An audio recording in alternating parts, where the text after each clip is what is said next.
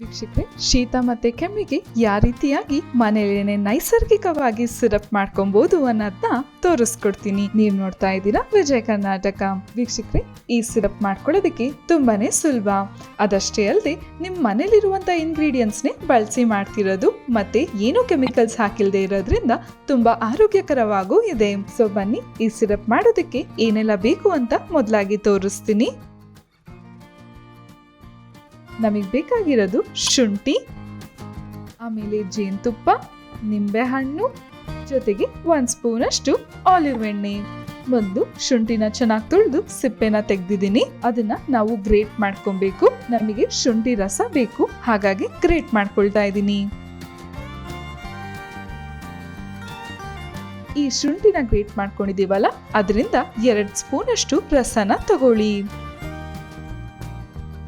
2 spoon ಅಷ್ಟು ರಸಕ್ಕೆ 1 spoon ಅಷ್ಟು ನಿಂಬೆಹಣ್ಣಿನ ರಸನ ಹಾಕೊಬೇಕು.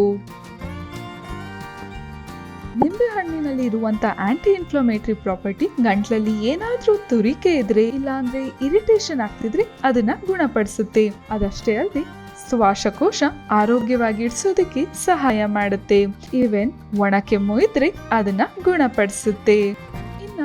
ಶುಂಠಿ ಬಳಸೋದ್ರಿಂದ ಏನಾದ್ರೂ ಆಸ್ತಮಾ ಇದ್ರೆ ಅದನ್ನ ಗುಣಪಡಿಸುತ್ತೆ. ಇದರಲ್ಲಿ ಇರುವಂತ ಆಂಟಿ ಇನ್ಫ್ಲಮೇಟರಿ ಪ್ರಾಪರ್ಟಿ ಏನಾದ್ರೂ ಸುಸ್ತಾಗ್ತಿದ್ರೆ ಇಲ್ಲ ನೋವು ಆಗ್ತಿದ್ರೆ ಅದನ್ನ ಗುಣಪಡಿಸುತ್ತೆ.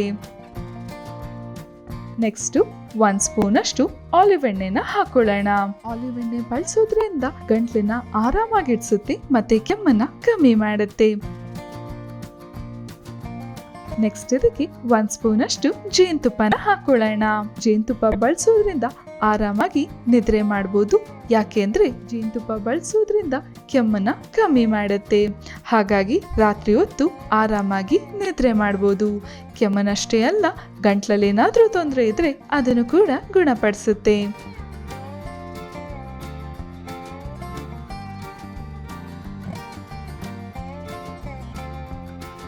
ಈ ಸಿರಪ್ನ ವೀಕ್ಷಕರೇ 2 ಸ್ಪೂನ್ ಅಷ್ಟು 2 ಹೊತ್ತು ದಿನಕ್ಕೆ ಕುಡಿಬೇಕು.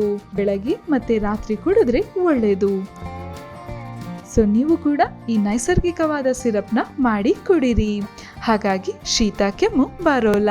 ನೀವು ಕೂಡ ಏನಾದ್ರೂ ಶೀತ ಕೆಮ್ಮು ಬಂದಾಗ ಈ ರೀತಿಯ ನೈಸರ್ಗಿಕ ಸಿರಪ್ನ ಮಾಡಿ ಕುಡಿರಿ. ಮುಂದಿನ ಸಂಚಿಕೆಯಲ್ಲಿ ನಾನು ನಿಮಗೆ ಇನ್ನೊಂದು ಟಿಪ್ಸ್ ಬಗ್ಗೆ ತಿಳಿಸ್ಕೊಡ್ತೀನಿ. ಈ ವಿಡಿಯೋ ಇಷ್ಟ ಆದಲ್ಲಿ ಲೈಕ್ ಮಾಡಿ, ಕಮೆಂಟ್ ಮಾಡಿ, ಶೇರ್ ಮಾಡಿ. ಇನ್ನು ವಿಜಯ ಕರ್ನಾಟಕ ಚಾನೆಲ್ನ ಸಬ್ಸ್ಕ್ರೈಬ್ ಮಾಡಿಲ್ಲ ಅಂದರೆ ಸಬ್ಸ್ಕ್ರೈಬ್ ಮಾಡೋದಕ್ಕೆ ಮರಿಬೇಡಿ.